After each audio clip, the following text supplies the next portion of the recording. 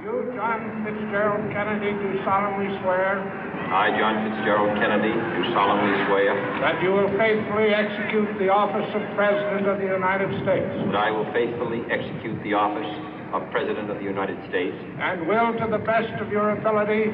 And will, to the best of my ability. Preserve, protect, and defend the Constitution of the United States. Preserve, protect, and defend the Constitution of the United States. So help you God. So help me God.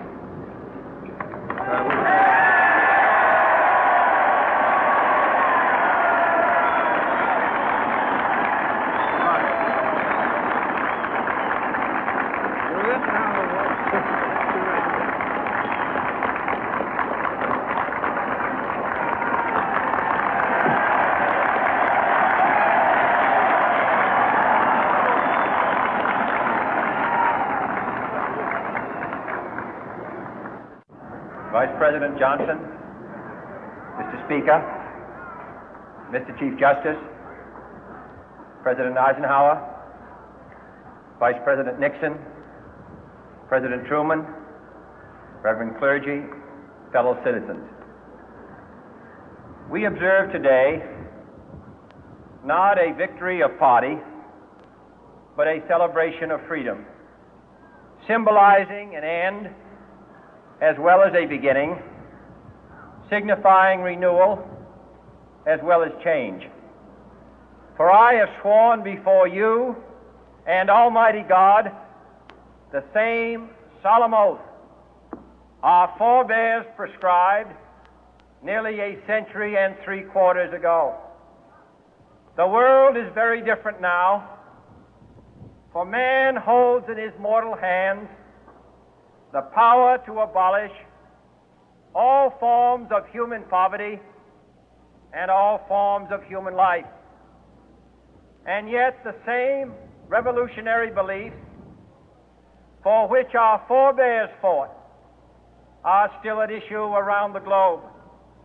The belief that the rights of man come not from the generosity of the state, but from the hand of God.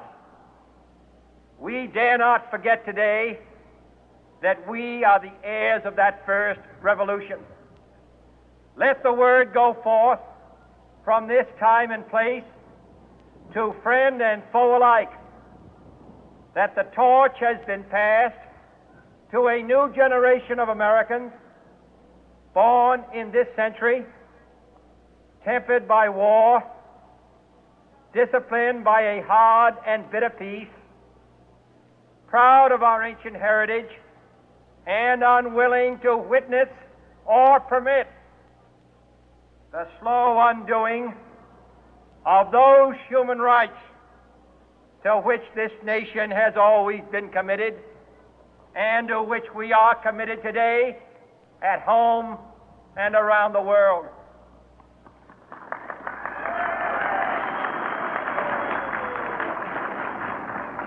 Let every nation know, whether it wishes us well or ill, that we shall pay any price, bear any burden, meet any hardship, support any friend, oppose any foe to assure the survival and the success of liberty.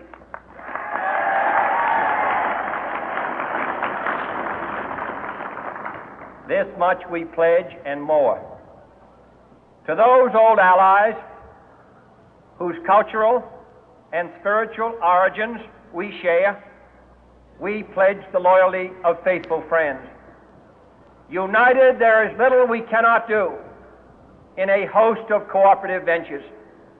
Divided, there is little we can do, for we dare not meet a powerful challenge at odds and split asunder. To those new states whom we welcome to the ranks of the free, we pledge our word that one form of colonial control shall not have passed away, merely to be replaced by a far more iron tyranny. We shall not always expect to find them supporting our view, but we shall always hope to find them strongly supporting their own freedom, and to remember that in the past, those who foolishly sought power by riding the back of the tiger ended up inside.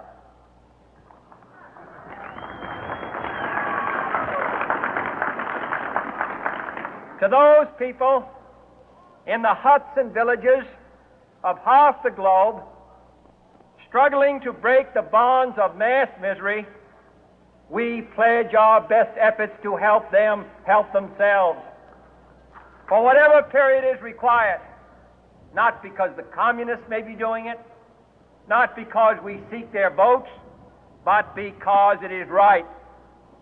If a free society cannot help the many who are poor, it cannot save the few who are rich.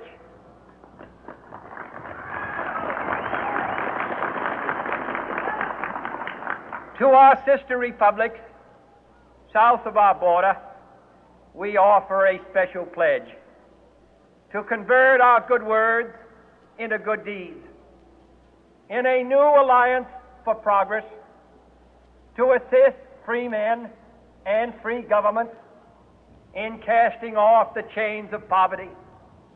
But this peaceful revolution of hope cannot become the prey of hostile powers.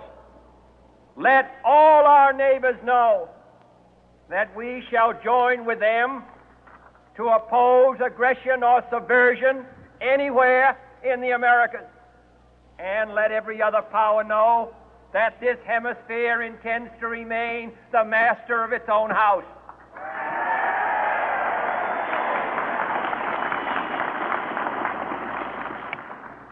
To that World Assembly of Sovereign States, the United Nations, our last best hope